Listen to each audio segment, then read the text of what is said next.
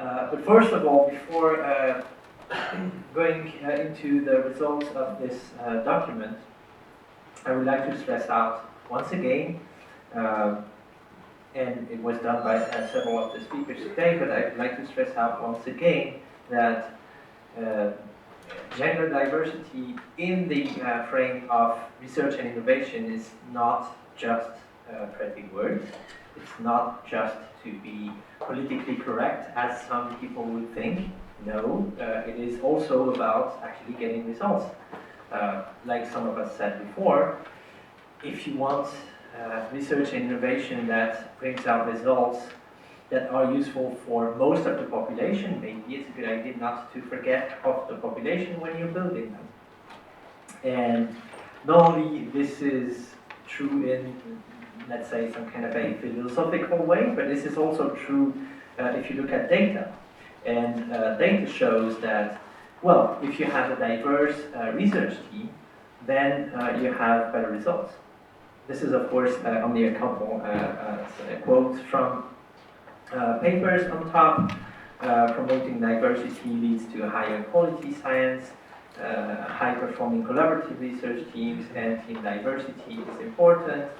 Of course, if you have, like I said, if you want to have a good innovation policy and good innovation practice, then you should aim at a 50-50. Maybe it's impossible. You would always have 51-49 maybe, but you should aim at 50-50. And this is proved scientifically, right?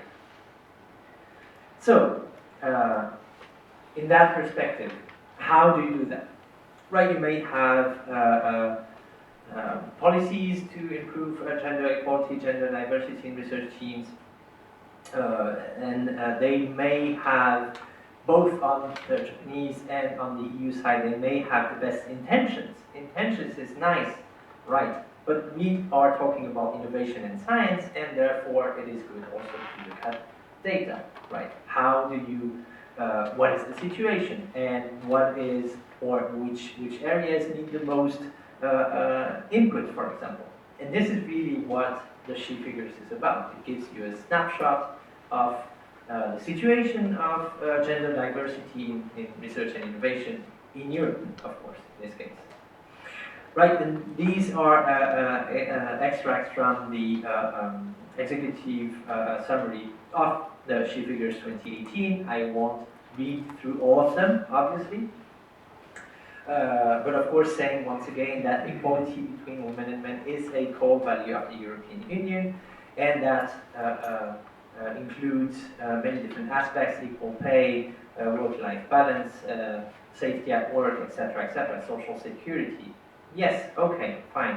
But in the frame of research and innovation, then this is more important, because not only it is about the work environment, but it is also about the results that you could get, the output of the research, right? And this is why, as was explained by my colleague Tom, you have gender equality in Horizon 2020 as a cross-cutting issue, right? So it is not only about the research teams, diversity in research teams, but it is also about the research topics and how you include the issue of gender diversity in all research topics, right? So you could be doing research on robotic arms, maybe, okay, or on a very fundamental aspect of literature, for example.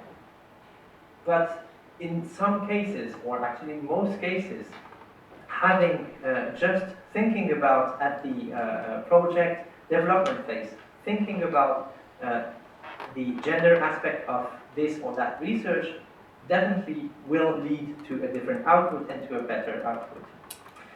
And therefore, this is where the She Figures come in. It gives a snapshot, like I said, it gives indicators, it gives an idea of the numbers.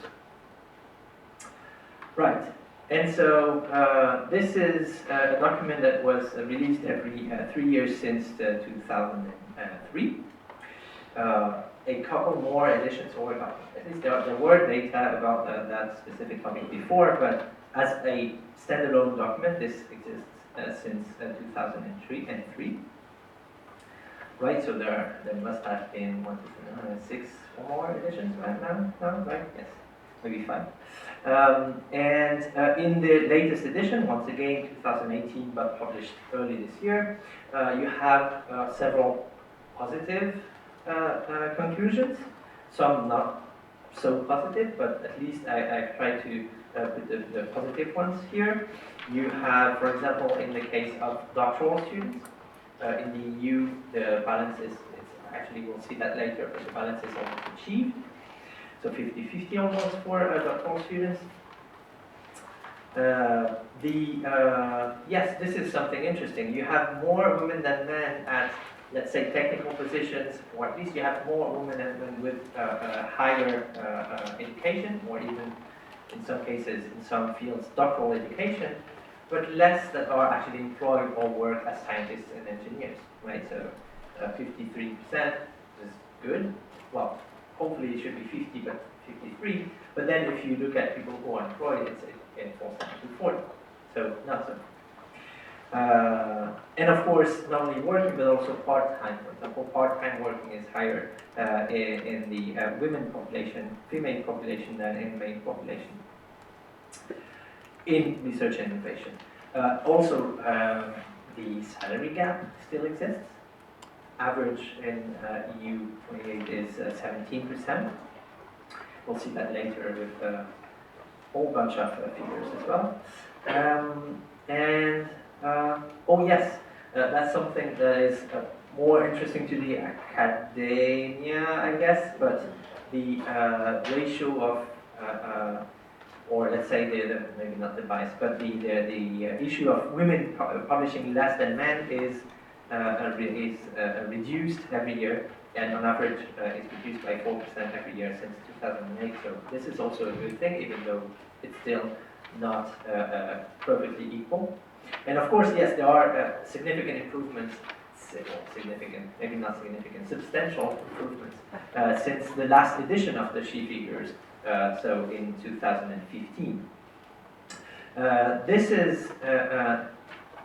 is actually a picture from the She Figures 2015 because, well, they switched graphic chart between 15 and 2018, and I find this one much more easy to read than the table that they had in the latest edition. But if you're looking for data, the latest edition is better, of course. And this shows the ratio of women to men in well, research, innovation in different fields, right? Natural sciences, medical sciences, social sciences, etc., and in all the EU countries. And well, this is why I use this one. If it's blue, then there's more men than women, and if it's yellowish, orange-ish, then there's more women than men. And if it's about to white, then it's about equal. And what you can see is that in most areas, it's far from being equal, right? In most countries and in most areas, it's far from being equal. But of course, you can see domains or disciplines rather where the ratio is severely skewed, especially engineering technology. In many cases, it's about 20% of women. The other way around, you would have in humanities or in social sciences usually a little bit more women. You can find some discrepancy between, let's say, northeastern European countries which tend to have more women and, let's say, southwestern or Latin countries where it doesn't tend to be the case that much. I won't discuss the results of that in detail today, but this is really interesting to see. And once again, in the 2018 version, you have much more data. It's just more difficult to read, therefore not adapted to a presentation. This is, though, the evolution of this ratio of men and women in the EU 28 at different steps of the career, right? So it's nice to see that, okay, in some fields you have more men than women, or vice versa, or it's equal. Okay, but how does it go for the overall research career? Like I said in the welcome remarks, here today we had 1/3 of women But if you looked at just the doctors and the professors, it was less than 10%. Same thing. Well, probably better than in Japan, but still, same thing. So in green you have the ratio of women in all fields, by the way, and in purple-ish, I suppose, you would have the ratio of men. And then the more dark the color gets, the more recent the data is, right? And well, you can see it. I don't have to describe it. What happens is, for women, of course, the ratio is increasing, not by much, but increasing, and for men, the ratio is decreasing, at least at high level. It is increasing, yes, but still, you still have this shape, kind of a V shape, where basically women before doctorate are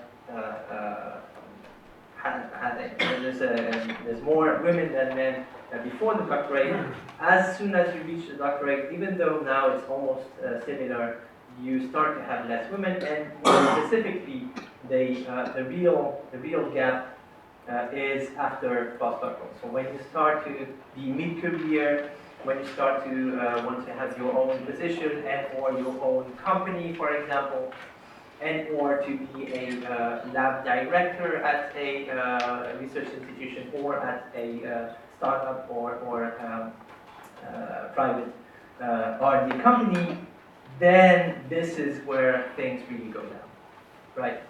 Until here, we are mostly above 45% women in the most recent data, right? So it's almost equal. Let's say it is improving, but slowly, and it might be difficult to get more than that. But here, yeah, here there's a big gap still.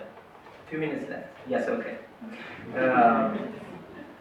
And what is really a pain is that at the executive level, senior level, people who take, like I say, people who take decisions, maybe people tend not to like to have women as bosses, I don't know. But the point is, you have a real discrepancy here at the last step. And this is where the most effort, I guess, must be done, even in the EU, even if everything is improving, at least going in the right direction. Yes, this is just the percentage points gained between, so in the span of 15 years or 17 years actually, in this case. And most points, so this is the encouragement here. And here there's nothing much to gain, so fine, okay. And here there was a lot of percentage points gained towards gender equality. But still, long way to go. So hopefully in a couple of years, these 3 bars will be low because it's equal, and here I hope to see something at 20 points. 2 minutes. Yes, this figure was for all fields, right? Remember, the line here is 50, that it's in the middle. 50 is in the middle here. This is science and engineering, right? So really far from it. Again, improving, but not even close to 40%. So, yeah, field discrepancy. Something else. This is not only about being in a research team. Like I said, EURAXESS is also about international mobility. How mobile are people? And is there a difference between men and women? Yes, there is. Internationally mobile researchers, by a huge majority, men here on the left are more mobile. In most of the countries are more mobile than women here. So this also means that maybe men have longer term projects, maybe they have the means to put their project to term, etc., and that women have maybe other obligations, unfortunately, that don't allow them to go through with their international mobility projects. And this is also something that leads to senior positions. So, gender pay gap, this I will not discuss. This, please go and see the document itself. But, like I said before, total EU28 gender pay gap in the scientific research and development category, which is a specific category for employment, is 17% total. But it is mostly the highest, the higher in the career stage you get, the higher the gender, yes, the salary gap gets, which makes absolutely no sense. And this is, by the way, almost similar to the general society. So this is not only, in this case, it's not only an issue of research and innovation landscape, right? This is something about the general society at large and needs to be improved. I'm not going to the details of the countries. Some countries pay their women more than men. Fine, it's fine as well. But in most cases, not so much. I don't have time for this. I need to cut. Yes, please go and see the data. On this slide, I just want to say something about this. Yeah, business enterprise sector, women working as researchers, lower than the corresponding proportion of men. So this is not only true in academia, this is of course true also in the business and private sector area. And this is something very interesting, because there are that many women who tend to be highly educated, but still stay in technical positions, not executive. Then in the pharmaceutical field, because you need so many technicians, then this is where you have more women than men. Really, I mean, still, last slide, and then I'm cutting everything. Last slide. Everything is improving, and the employment rate of women in science and engineering is progressing faster than that of men. Right, so there are slight improvements in the EU 28. And I hope this was not too gloomy. The point was mainly to tell you to please go and see this She Figures 2018. It's very easy to find online. It's a 200-something page document. You have really a lot of data. It is a really interesting document. And I'm sure, and I hope that, for example, on the Japanese side, there will be something very similar that exists, because then it would allow people to compare. That being said, thank you very much for listening, and we'll switch to the next